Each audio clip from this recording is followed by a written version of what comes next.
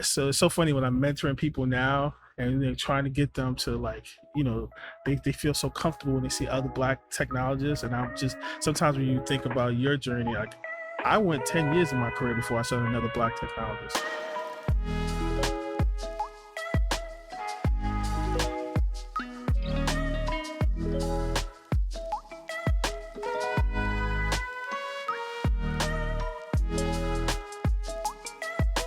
We had to see what the other technology was saying before he was gonna sit down. This Shawn Johnson. Yep. It's my main man now, so it's great. Okay. Let me know when we get this. We running live right now? We're good. I got my main man, Shawn Johnson, in the building. I feel honored. The honor is mine to be included with the rest of the illustrious tech people here. As visionary filmmaker Savon Zell, this has been a journey of exploration. We have, over the years, built relationships around the country and tech ecosystems. But Atlanta is the black tech mecca. The world knows it. The corporations know it. Everybody, the education system knows it. We got Georgia Tech right here, the AU Center right here, Georgia State right, Kit Labs right here, the Gathering Spot, Russell Center for Entrepreneurship Innovation, you name it. Pittsburgh Yards, all of the above. From in less than 10 minutes, you got Atlanta Tech Village. All of these ecosystems, and they're emerging. Mm-hmm. All of these companies are partnering here in Atlanta. I've never seen the diversity or the relationships or the way that we exchange information and knowledge.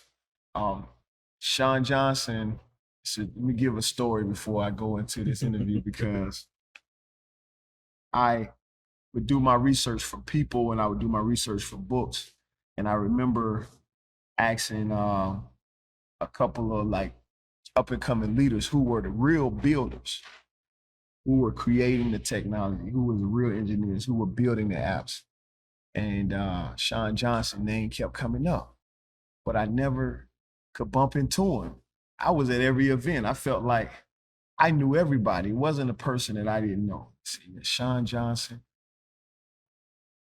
mobile app hero. So this guy must be a hero or a legend or something because, he must be an elite because I haven't seen him. So I finally got his information. I sent him a message on social media or some type of message. And I still didn't get to see this guy for a few years. And one day I was walking out of the Gathering Spot, him being as humble as he is today, he was just doing his work on his way. And I shook my hand, I reached out and he said, "Yeah, man, how you doing? I know you're Savon Zell." And I said, "Oh, damn." I said, "Oh, what's your name?" He said, "Oh, my name's Shawn Johnson." I said, "What? You Shawn Johnson? All this time I've been trying to get up with you." Mm. He's like, "Yeah, man, humble as possible. Yeah, man, we need to talk." I talk. "Yeah, man, we need to talk." So I said, "Hey, man, let's talk, man. Let's get some lunch." And since then, man, I think that what I have to say about Shawn is the last time I was here, this brother, came and met me somewhere and I was in the Uber and he took me, miles away to my hotel and, in the middle of the morning, he was telling me about his clothing line. I loved his clothing line. He gave me all of this phenomenal clothing and luggage. My luggage the leather luggage that I'm carrying right now is courtesy of Shawn Johnson. So I want you to give us this illustrious bio introduction to tell us a little bit about who you are, where you're from, and what gave you this vision to create all this phenomenal stuff, man. Sure. And it's funny because, when someone introduces you and they tell a story, it's usually somehow inflated. But no, that's exactly what happened. So I was walking out the Gathering Spot and he kind of ran up on me and I was like, "Oh, okay." And I wanted to say, "Nah, I never got your message." But I quickly searched my email and I did get the message. It got that little arrow next to it, like you've seen it. And I was like, man, I had to be honest and be like, I saw it. I didn't know who you were. No one had said anything to me about it. So because sometimes they refer, you get through the front door, or sometimes you just meet people, and yeah, I missed it. So that was my bad. And I've been, we've had some great stories since then. But yeah, like you said, Shawn Johnson from Mobile App Hero, amongst other things, just technologists, we've been building products for people now. Well, I've been a software engineer for 27 years. 27 years. 27 years. I'm telling my age. And been a software engineer for 27 years. I gotta make that. That's a quotable. Yeah, it is. Software engineer, 27 years, black man. Yeah, exactly. Okay. So it's so funny when I'm mentoring people now and they're trying to get them to they feel so comfortable when they see other black technologists. And I'm just, sometimes when you think about your journey, like I went 10 years in my career before I saw another black technologist, before I worked on another quotable. You went 10 years in your 10 career years before you saw another black software engineer. Yeah, exactly. Yeah, so I'm loving all this. I know it's a bubble. I know we live in Atlanta's a bubble, but I'm happy to live in the bubble. Yeah. So yeah. Building. Tell me a little bit about Mobile App Hero and why did you think that it was important to own your own company? When we think about technology companies, it's not a normal thing to see a black person owning their own company. Yeah, it's funny, and I want to be like, oh yeah, I knew that it was important, but I felt that I needed to have something for myself. I worked for a really great company, and one day the relationship just soured, and they were like, yeah, it's time for you to go. So, I have experience, I'm in demand. I could have just gone to another company, and I had a conversation with myself. I had to do like an inventory check. Like, what is it about what I'm doing that I want to keep doing and what I don't want to do? And out of that inventory, I realized that I love the customer journey. I love building products for people. And a lot of times when you work for other people, they get in the way of that. So I created an organization that was the center of what we do. We help founders tell stories through technology. Wow. Say that again. We help founders tell stories through technology. We help founders tell stories through technology. Yeah. See, I don't have a one-liner. I talk way too much. We help founders tell stories through technology. Absolutely. Wow. Man, anytime I'm with you, I'm always learning. How long has Mobile App Hero been around? Wow. So 2006? Yes, 2006. We started, just in earnest. Like, the journey started a little bit before that, because before I knew, listen, I've been building mobile apps before there were iPhones, before they were call apps. I built my first mobile experience. It was called a WAP app. And I built it on a BlackBerry for a client. They just happened to walk into the company. It was like, hey, I need this page on my BlackBerry. And I was into RIM and into Symbian at the time, which much different world, much more complicated. But I built my first mobile experience 99. Wow. So yeah, quite a bit before. I tell people all the time, I was building apps way before they were paying people to build apps. So how did you get to Atlanta? So my daughter lives in Kennesaw, and I lived in New York, and one day it was necessary for me to come and step up and do just it's one thing when you're a father from remote, you get the calls, like you're like, oh, okay, that's cool. One day I got a call and I didn't like what I heard. I was like, all right, I'll be right there, and I've been here ever since. That's good. Yeah. Fatherhood, was the glue that got you to Atlanta. Well, man, we happy to have you. Yeah. You offered a lot to this community. When you think about, early on, ecosystem being built, can you talk a little bit about the ecosystem? Sure. I mean, it's so crazy now how we all moving now, but like I remember like just being when there wasn't a table, when it was just us standing in a room talking about things. Like even this building, like being in the first conversations about an idea, a concept, First implementation didn't work. Second implementation, now we hear like to see so much growth, and and people starting to get their flowers. Like I guess about a week ago, Joey got an award. And Goody Nation's doing really good. And I remember when it was. We were just doing whatever we could to help founders do their thing. So it's crazy to see how much the ecosystem has grown. That's good, man. What have you learned from Mhm. that period to now about yourself? About myself, I have a saying. It's really simple: show up. That's the hardest part of anything you want to do. Just show up. And I'll be honest, that we prone to the economy, just everything else. No matter how much experience, no matter how talented you are, the ebbs and flows of the economy and the world around you will affect business.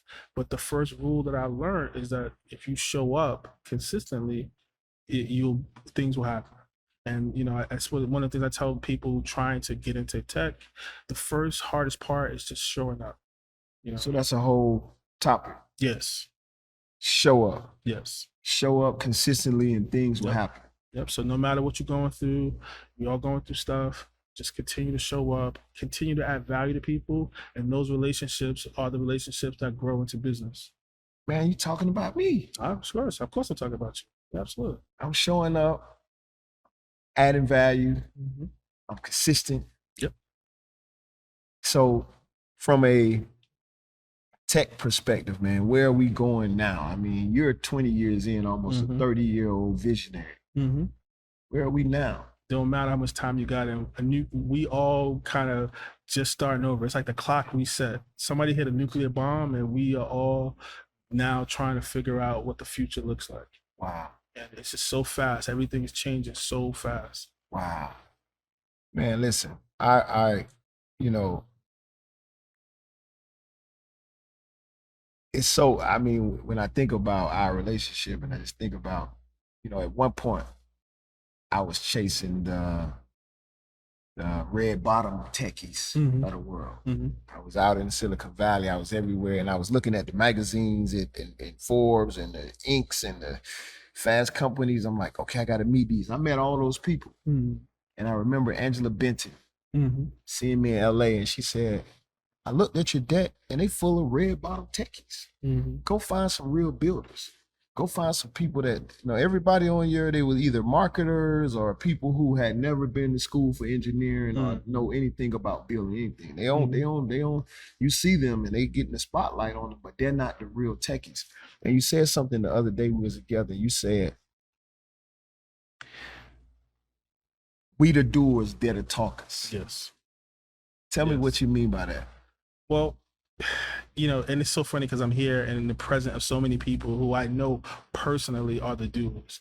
That's the breakdown. Like, there's so many people that contribute in their own way, but I've been at tables with the people who built the things that people sold, and sometimes we got to acknowledge the distinction. We are the doers and they are the talkers. I think that sometimes there's a misalignment between founders and tech leadership. And what I mean by when I say tech leadership, I don't just mean thought leadership. I mean, I could write code, I could build this. Sometimes there's a misalignment because founders like, well, this is my thing, but they can't build. Their job is literally to go out and talk to people about what they want to do, but they're not the builders. And sometimes we don't get the recognition that is deserved, or the conversation gets a little interesting when you start building products and they start going to market. Well, I'm one of the talkers. I don't think that's true. Because I don't think that's true because what you do, like the setup, like I got all this equipment in my house. Don't mean I can know how to use it. Don't mean I know what to do with it. Like it takes talent and skill. And don't forget the first rule, showing up. I've seen you show up. I've seen people act great towards you. I've seen people act a little off towards you, but you still show up. So there's a difference between just talking and showing up. Okay. Well, thank you for that, man. That give me a continued courageous spirit to continue to go as an entrepreneur, man. A lot of times we don't have what we need. What do you need right now? What do I need? I'll tell you what I want. let's start with what do you need, and then tell me what you want. This is an uncensored Okay. conversation. It's Yeah. Black at the tech industry uncensored with Savon What do Zeldadrico. So I you gotta, what what do do you I need need? uncensored? Like this. I guess I always get a little like I don't know, not flustered. Just I think what I need is more conversations that turn into better like long relationships. Okay. Because I won't say, oh, I need business. We all need business. We all need business that translates to revenue. I've been very blessed, to build my organization and have my family. But really, what I want to do is have more relationships. More. And what I mean by that is like, for instance, we launched a gaming academy. Hero Gaming, right? Because I believe that that's our future. Like, we need to be in that space. And I don't need just esports. Like right now, people are really, that's a really popular thing, but you're playing a game that belongs to someone else. We're not creating any IP for ourselves. They pay you, they'll give you $1 million you win the Madden tournament. Okay. But that should just give you an indication of what the true revenue is worth. It's $1 billion franchise. If you an expert at Madden, I'm pretty sure you can come up with something that's worth millions. And you don't recognize yourself as a thought leader because you don't see other people in that space that look like you. Less than 3% of game developers are Black. Well, this conversation is about sitting at the feet of people in my network who I want to build a bridge to resources, build a bridge to relationships. Sure. And I put this jacket on for you right here. This is a slick jacket. I've been spotting this jacket. I'm a designer. I put this swag on you because you're a designer, and I knew I had this customized just because Shawn Johnson was coming. Yep. So let me pop your collar real quick, man. Let me pop your collar real quick, man, because I want you to talk about your brand, and I'm waiting on this leather tote that you about to get to me. Yep. I got today. everything you can think of, man. I mean, in the winter, I was swagging hoodies. Yep. Talk about the brand. Tell us about, why did you create it? Tell us about a little bit about the process of you building it from scratch, because, Black creators from a fashion or from a creating as a design, they don't go through the whole process. Sure. Sometimes they create the design of it, or they sketch it out, they have the vision, start the company, but then they pass it off and they don't go through the whole process like you. Tell us a little bit about that, because that's amazing. So I'm going to answer all of that. But first, listen, one blessing about being in tech, people, my daughter's not in tech.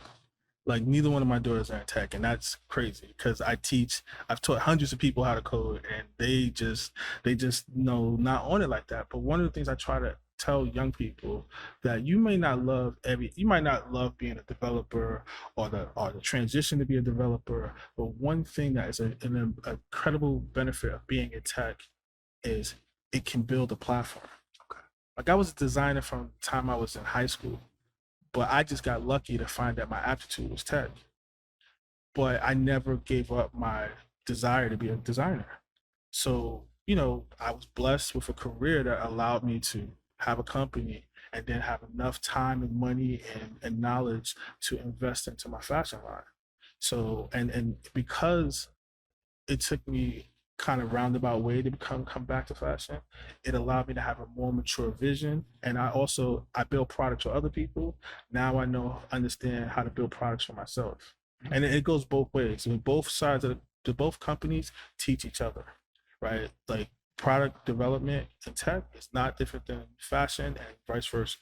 So the name of my clothing line is called "In the Service of a Queen," which a lot of people love that concept. It's a celebration of men that take care of the women in their lives.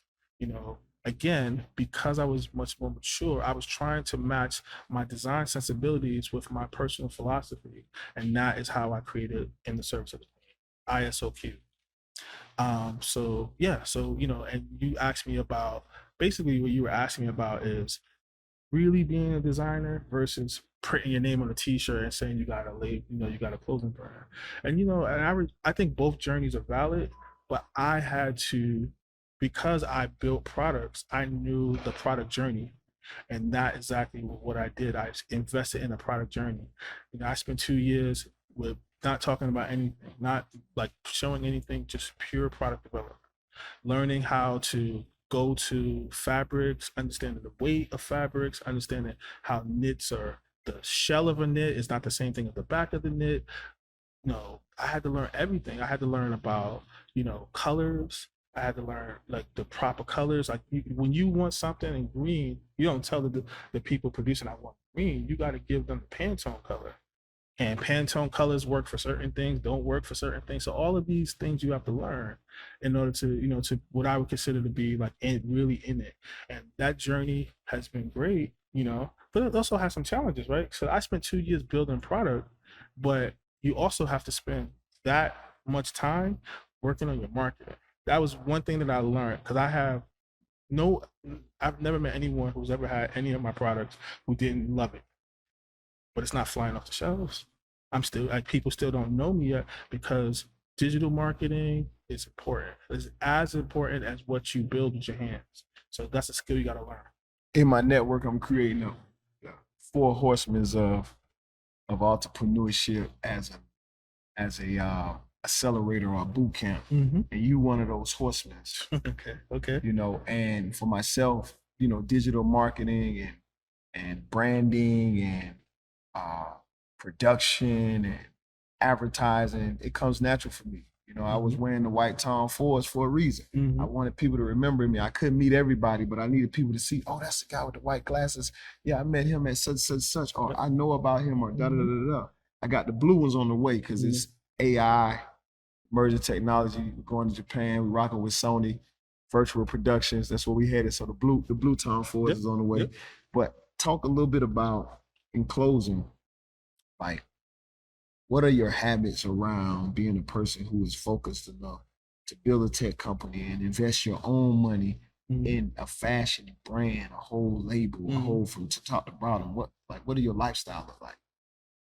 Just hard work, bro. Just hard work. The humbleness really does help a lot because it takes a lot of belief in yourself to do anything. And then sometimes people don't respond the way you think they will respond. So you got to kind of keep yourself low to the ground, keep working. Eventually, everybody's going to be like, oh, I remember that. Oh, yeah, I can see that. We got our first retail location this year, and that was a big movement, right? So, like, again, I just walked, I saw the market. I did when I first got to Atlanta, before I had a single customer, I would walk around to the malls. I would look at the store. I would go to the website. I would walk in the store and go, hey, your website is trash. Let me build it for you. I'm not going to charge you any money, but if I do a good job, you can pay me and you can tell the story forward. I used that same approach to get my first retail location. I walked into the store, I think he was expecting like a t-shirt or just maybe I didn't have it together. I got to come back. No, I got it in the car. I pulled out all the products for the fall 2021, 2022 season.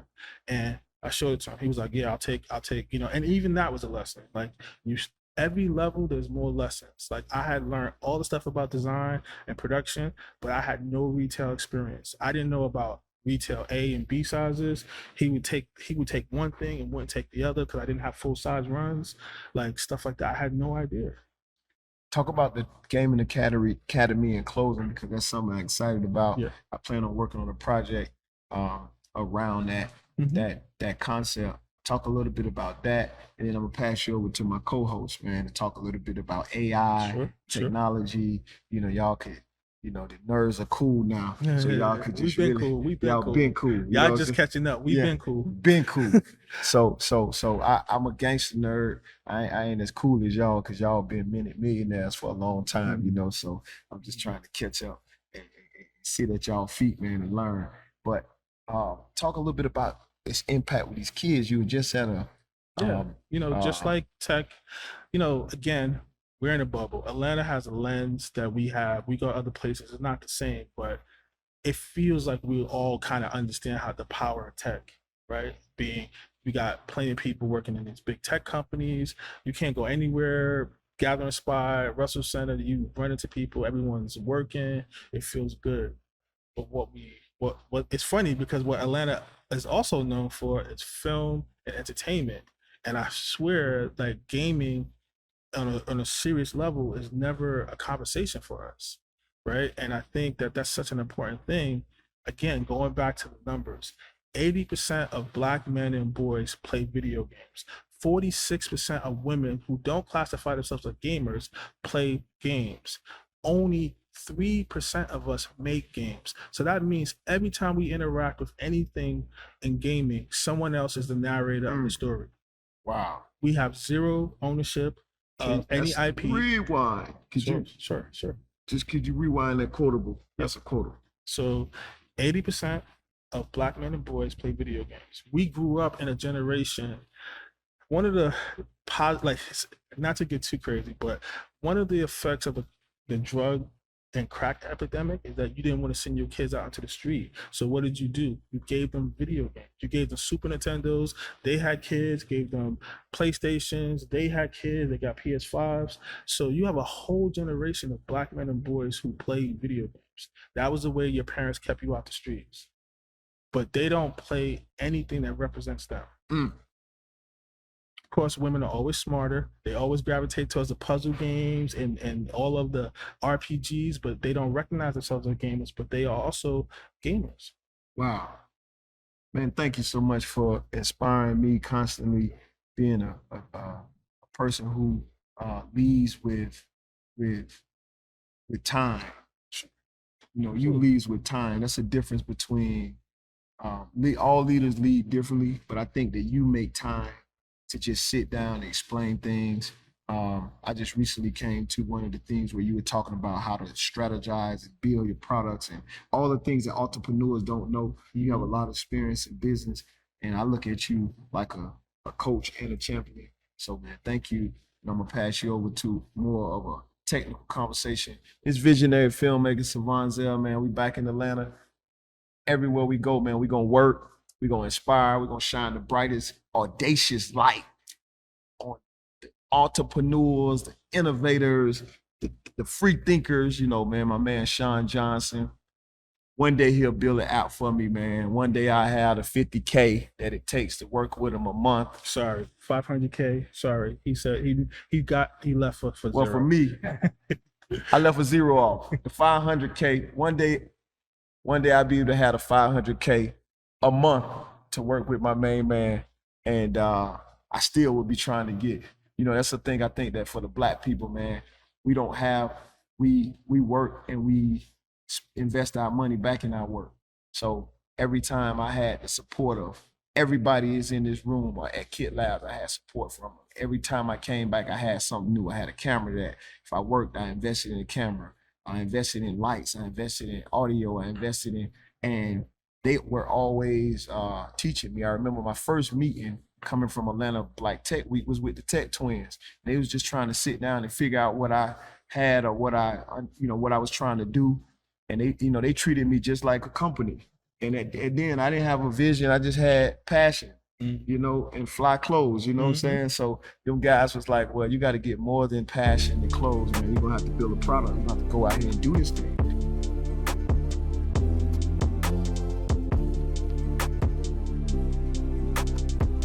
My boy, Shawn. Long time. Let's get Long time. Yep. Man, how do we meet? How did we first did we meet? meet? That's a good question. Man, I heard you through the grapevine. I'm telling you, like for years. Yeah. Well, I think so we worked on a project. I think MCO was the MCO? first. Yeah, Okay, I think okay. MCO was the first person that we met with. Okay. Yeah. So just a little background. Yep. So Shawn and I, I'm one of the tech twins, Traps Nunley. And so we both own software and development studios. Yep. And so for years I kept hearing Mobile App Hero. Y'all heard about Mobile App Hero? No, I've never met. You met Shawn Johnson? No, I never met him. And then one day, as fate always, comes around, we ended up meeting each other. So man, just tell me briefly, 1 minute, what you do and what's your superpower? I love that question. So, like I said, what I do is I help founders tell their story using technology. Right. So our primary focus is apps, but like we do apps, websites, video games, interactive experiences. And as we start to kind of understand our place in the ecosystem of technology, we are starting to do a lot more on-demand technology leadership. So a lot of what we call fractional CTO, CIO, we have a new organization launching that just focuses on that. So Right. there's the work, like, hey, you need an app, that's cool. You can come to App Hero, we can talk about it. But when you already have an app or you already have a platform and you need leadership, which happens a lot, right? Right. That's something that we work on. So, and go a little bit deeper on what that leadership looked like. So, Sure. It always comes back to the product, right? Like right. we should be working with our founders to build a product. I'm starting to say this a lot. We are building Lamborghinis for people who don't know how to drive stick shift, Wow. right? And it's not their fault, right? It's our fault because we built a Lamborghini for them because they access to. But our job as technology leadership is to build products that work in the client's best interest. That's you already know that's pretty difficult, right? Because when they come to you, they want the Lamborghini. Yeah. And you got to figure out a way to correctly guide them. First, we're going to build a skateboard. Then we're going to build a bike. Then we're going to build a car. Then we make it faster. Then we make it faster still. But what I want he asked me what I needed, but what I really want to say, what I wanted is I want this ecosystem to be full of founders that build sustainable businesses. Sustainable businesses.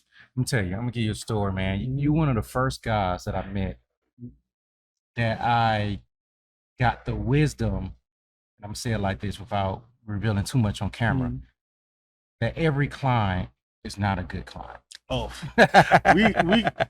see, I don't have your graces. I definitely, you were very gracious when you said how we met, because like they are saying our names, Yeah. like them. But yeah, I know he just got my business. Mhm. But it's so funny you put it that way. You learn that not every deal is a good deal, Not every good deal is a good and deal. sometimes you lose a deal, and it's a blessing. Yeah. So like I have lost deals to y'all, and then now that we're friends, like we can have that back channel conversation. I'm Right. like, woo, man, God bless you. So my focus recently has been in AI. Sure, as it should be. And so I wanted to go deep into the conversation of what's your thoughts? Sure. Where's the industry going? What are the opportunities? So tell us, like, from your perspective, like everybody, AI is this big buzzword being used right now. What is AI to you? Okay, so I'm not gonna get technical, but I have two what I call white rabbits, things I've chased technology throughout my career. Right. One is just I wouldn't even say artificial intelligence, but neural networking. Okay. Right. And I'll be honest, you have a much more illustrious background than I do, and it fits you. Like when I think about it, and I've heard you talk about it, it fits your background. Like I do not have a fancy degree. I do not have the level of academic experience to really be effective. In the you said it's a buzzword. It's an umbrella of all these different disciplines. Right. So neural networking was something that I knew was going to be important, but I didn't have the educational background to kind of fill in all the gaps. Okay. One of the great things about where we are with AI right now, it's never been this accessible.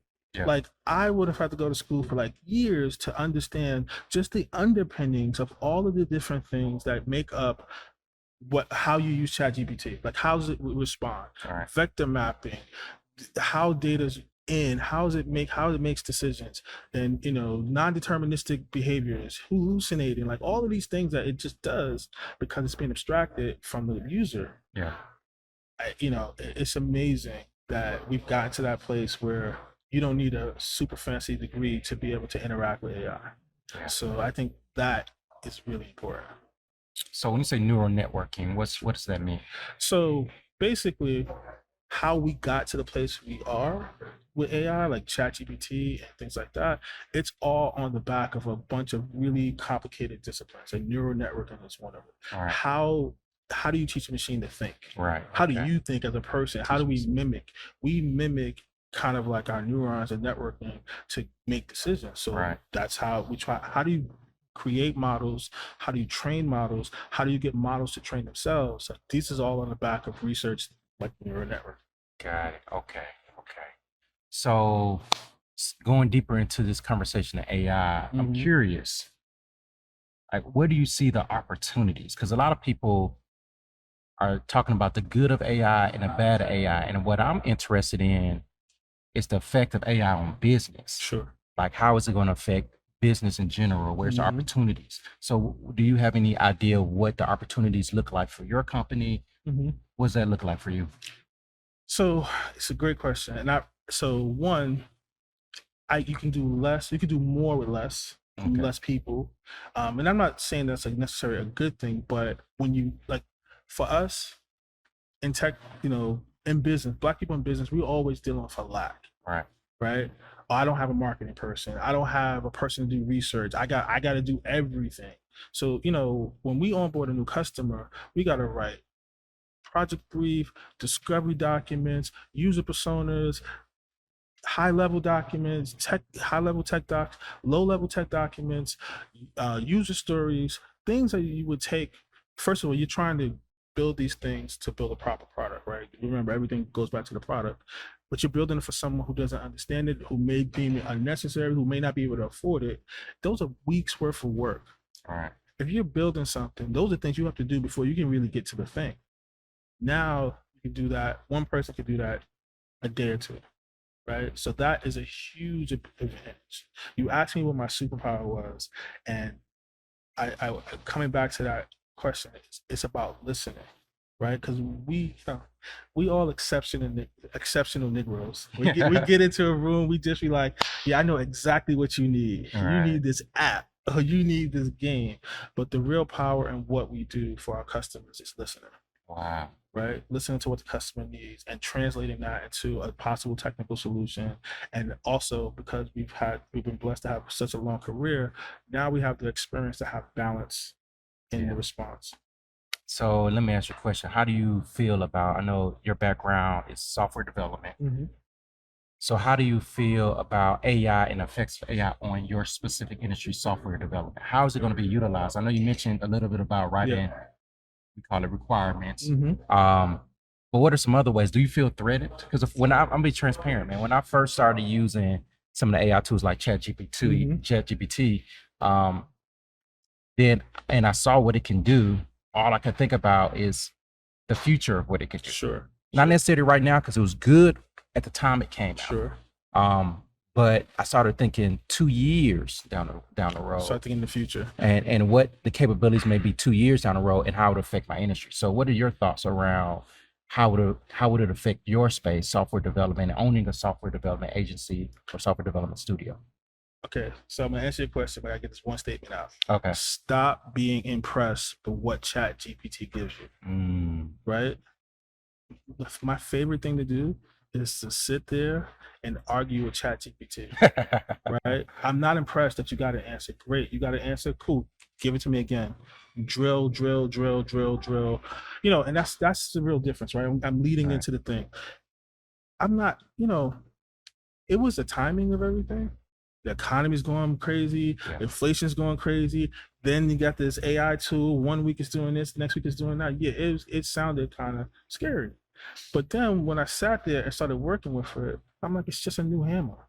Right? Like you gotta extrapolate the hype, right? And it's a tool. And just like any other tool, like if I gave a carpenter a hammer, he could build me a deck. You give me a hammer, I could bang myself in the hand with it, right? So when you give us AI, we know what to do with it. And what I keep telling people, stop being impressed. Great. Read what the fuck you just copied and pasted that came out of it, because they don't do that, right? So like I feel like we're at a point where it's a tipping point. It's certainly a tipping point, right? Like when I first started my career, the tipping point was the internet.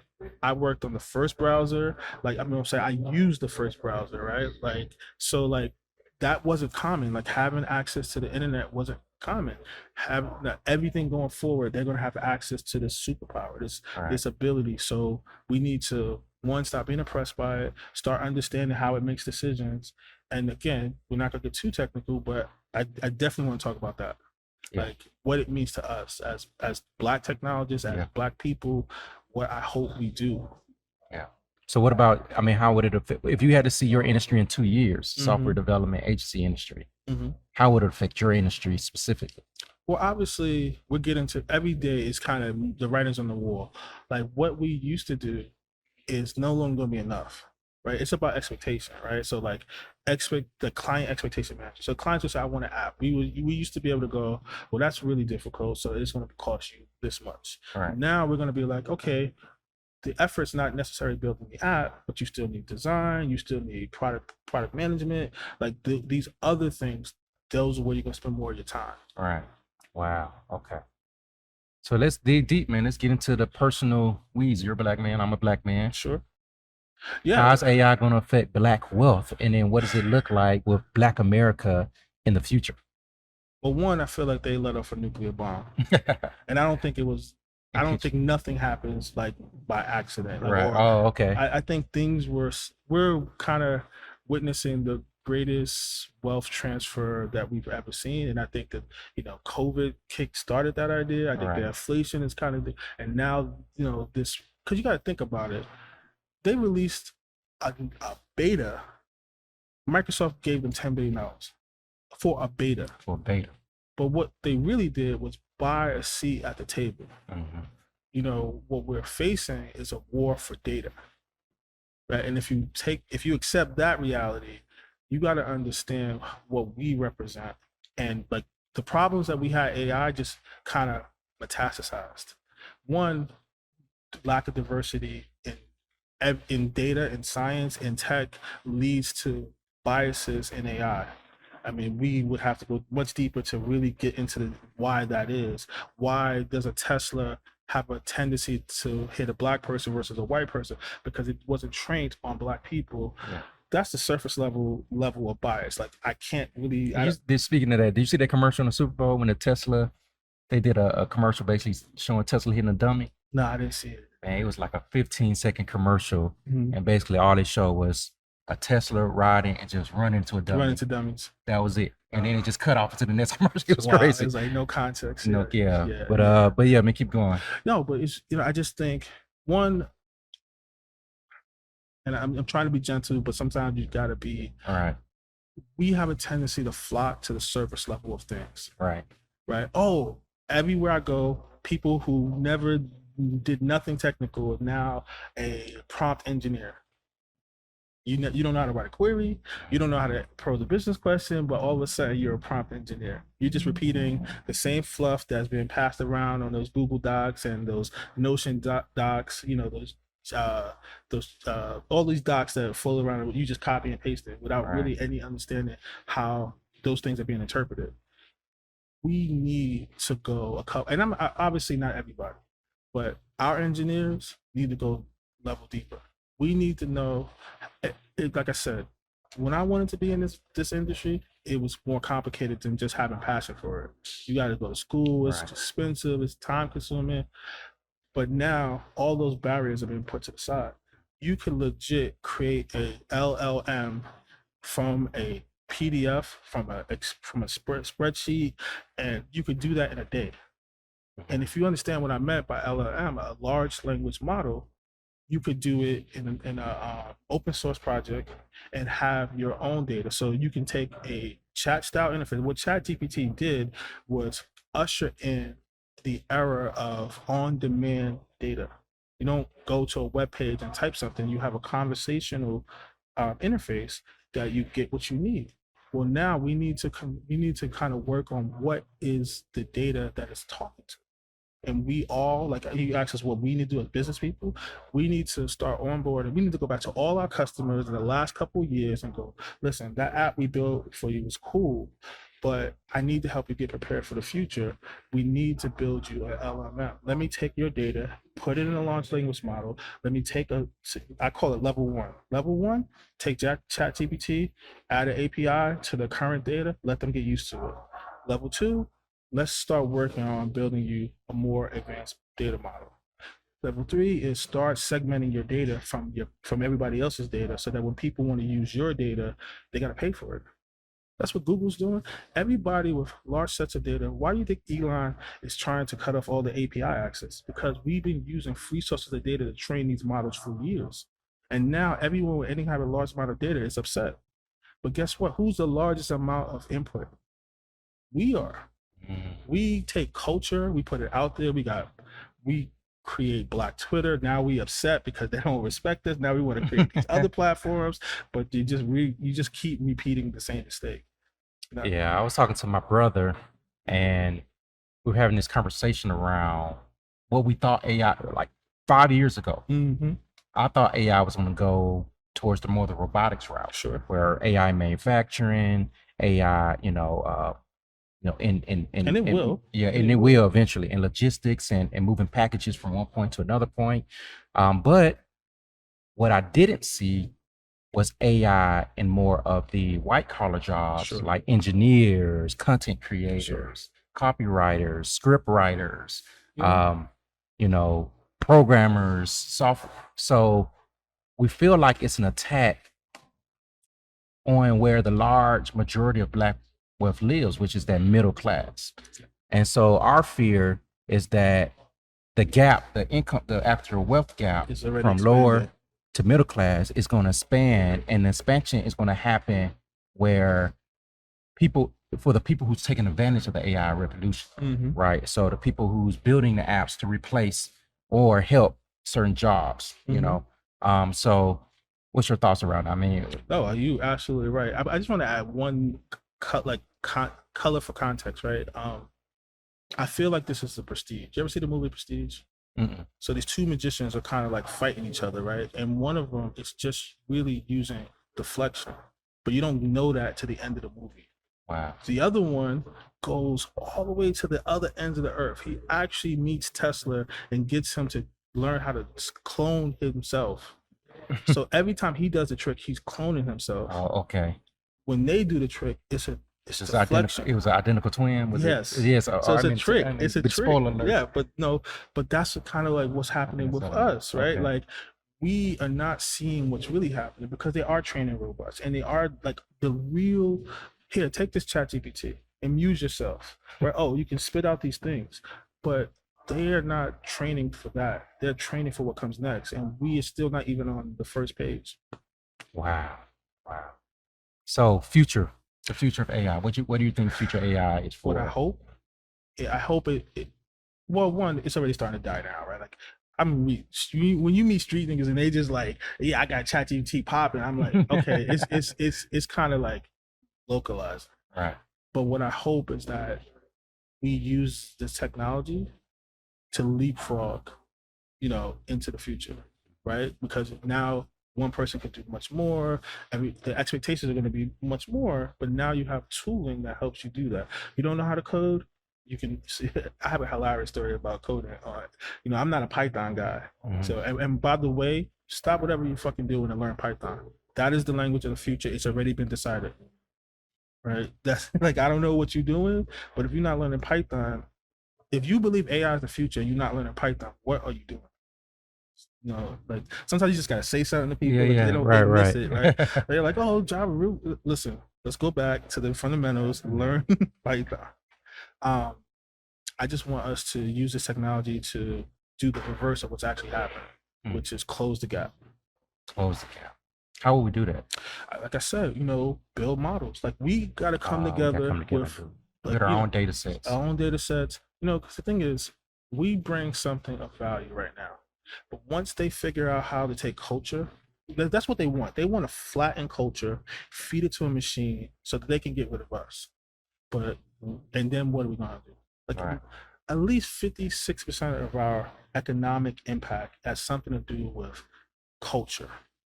And when they copy that and make it an algorithm, hey, look, we can make culture for anything. We can make anything pop. We can do anything. Then where are we going to go? Right. Wow. Man, it's been a pleasure. So I'm Travis Nunley, one of the tech twins. Conversation with Shawn Johnson of Mobile App Hero. Man, any last words, any comments? Check me out. Mobile App Hero. Hit me on Instagram. Follow the website. If you need technology leadership or services, definitely hit us up. Man, pleasure. Absolutely. Pleasure. Absolutely.